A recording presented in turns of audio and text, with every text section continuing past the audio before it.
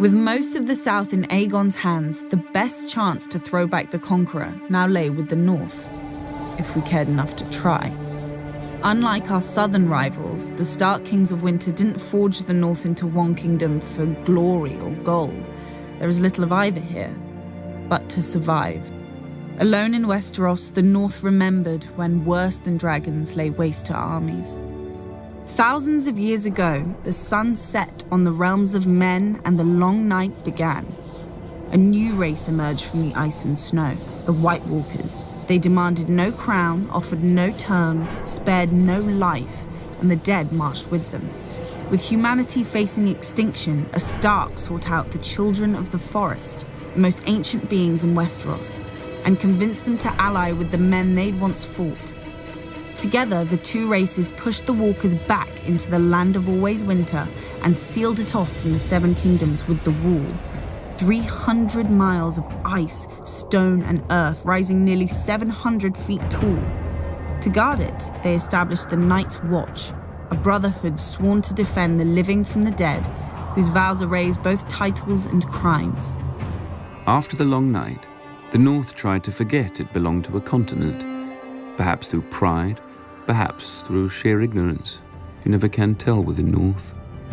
But as news of Aegon's dragons spread, Torrhen Stark, the King of Winter, knew he couldn't forget Westeros any longer, and summoned his lords to Winterfell.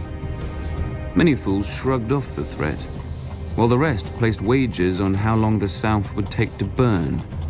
Torrhen silenced them with a command to assemble their armies and descend from the north in force.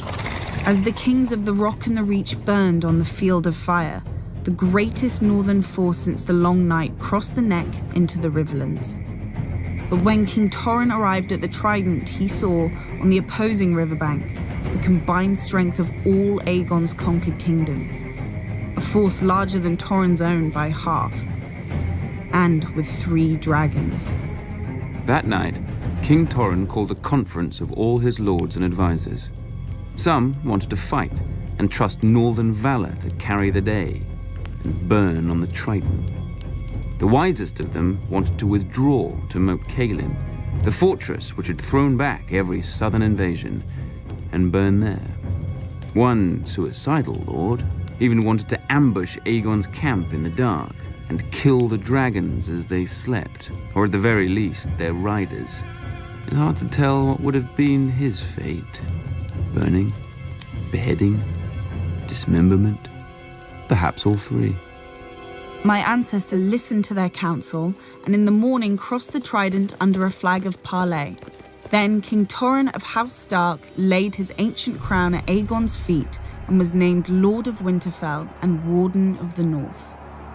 And the king who knelt. He had no choice, and thanks to him, our soldiers returned to their homes whole and unharmed. The swords that Aegon took from them were not twisted, burnt, or mangled. Yet.